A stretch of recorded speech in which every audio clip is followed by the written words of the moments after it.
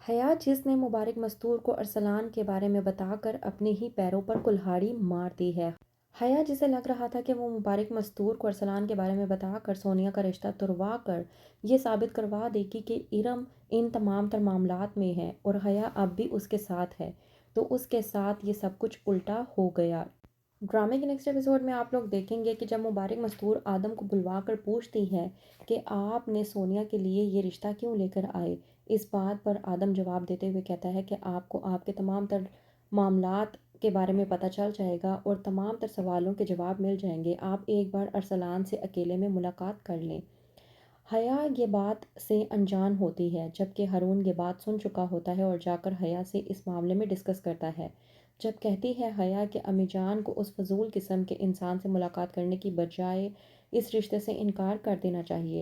تو روحان حیا کو بتاتا ہے کہ امی جان نے ارسلان سے ملاقات کا فیصلہ کر لیا ہے۔ حیا یہ سن کر بوکھلا جاتی ہے اور کہتی ہے کہ ایسا نہیں ہونا چاہیے، ایسا ہو کر بھی کیا ہوگا؟ تو روحان کہتا ہے حیا سے کہ ظاہر سی بات ہے امی جان کی ہو سکتا ہے کوئی غلط فہمی دور ہو جائے۔ اس بات پر حیا کہتی ہے کہ نہیں، میں ایسا ہرگز نہیں ہونے دے سکتی۔ روحان جو کہ حیا کی یہ بات سن کر پوری طرح سے پریشان ہو جاتا ہے اور کہتا ہے کہ اگر امی جان ارسلان سے ملاقات کرتی بھی ہیں تو ان سب سے تمہارا کیا تعلق، یا تمہیں کیا ایسا مسئلہ ہے جس کی وجہ سے تم اس قدر پریشان ہو رہی ہو؟ مجھے تو سمجھ نہیں آ رہی کہ ان تمام تر معاملات میں انوالو ہی کیوں ہو رہی ہو۔ حیا یہ سمجھ نہیں پاتی کہ روحان کو اس پر شک کیوں ہو گیا، وہ پوری طرح سے پریشان ہو جاتی ہے۔ وہیں پر مبارک مستور کا بھروسہ جیتنے کی کوشش کرنے کے لیے حیا پہنچ جاتی ہے مبارک مستور کے پاس اور جا کر کہتی ہے کہ امی جان آپ کو پریشان ہونے کی ضرورت نہیں ہے، آپ کو ارسلان سے ملاقات نہیں کرنی چاہیے، اور میرے کہنے پر میں تو یہی کہوں گی کہ ہارون اور ارم کی چال جو بھی ہے وہ سب کے سامنے کھل کر بہت جلد آ جائے گی۔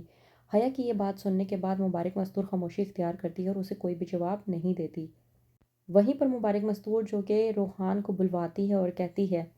کہ تم مجھے بتاؤ کہ یہ حیا کا ہی فیصلہ ہے نا کہ وہ سی فوڈ پروجیکٹ سے علیحدہ ہونا چاہتی ہے، تو اس کی اس علیحدگی کا ہم لوگ احترام کرتے ہیں۔ روحان جو کہ کہتا ہے کہ امی جان آپ کہنا کیا چاہ رہی ہیں کہ ہم اس پروجیکٹ کو بند کر رہے ہیں، تو وہیں پر مبارک مستور روحان سے کہتی ہے کہ نہیں، ہم لوگ اس پروجیکٹ کو بالکل بھی بند نہیں کر رہے، یہ پروجیکٹ سائمہ اور رفت کے نام سے جانا جائے گا، لیکن حیا جو کہ علیحدہ ہونا چاہتی ہے تو ہم لوگ اس کو علیحدہ کر دیں گے حیا سے۔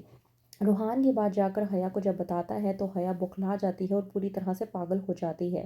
کہتی ہے کہ تمہارا دماغ تو نہیں خراب ہو گیا، یہ میرا پروجیکٹ تھا، تو میری اجازت کے بغیر کوئی بھی مجھے اس پروجیکٹ سے کیسے جدا کر سکتا ہے؟ روحان جب کہتا ہے کہ یہ امی جان کا فیصلہ ہے تو وہیں پر حیا بوکھلاتی ہے اور کہتی ہے کہ یہ میری وجہ سے تمام تر بات ممکن ہو پائی ہے کہ یہ کمپنی بچ پائی ہے، تو ان سب پر میرا حق ہے، سائمہ اور رفت بھابھی کا بالکل بھی نہیں، اور ویسے بھی میں تمہیں ایک بات بتا دوں، میں یہ سب کچھ بالکل بھی برداشت نہیں کروں گی۔ حیا جب کہتی ہے روحان سے کہ یہ میرا بچہ تھا تو اس بات پر روحان حیا کو جواب دیتا ہوا کہتا ہے کہ اگر یہ کمپنی تمہارا بچہ تھا تو میں تمہیں ایک بات بتا دوں کہ تمہاری اس کمپنی کو کسی اور نے اڈاپٹ کر لیا ہے، تمہارا بچہ اب تمہارا نہیں رہا۔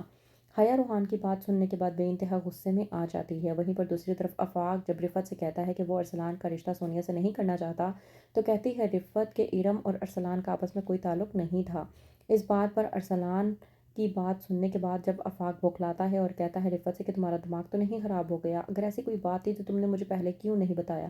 وہیں پر رفت تمام تر الزام حیا پر ڈال دیتی ہے اور کہتی ہے کہ ان سب کے بارے میں مجھے حیا نے بتایا تھا اور مجھے حیا نے منع کیا تھا کہ میں آپ کو کچھ بھی نہ بتاؤں، ورنہ ہماری سونیا بیچ میں آ جاتی، اور میں ایسا نہیں چاہتی تھی۔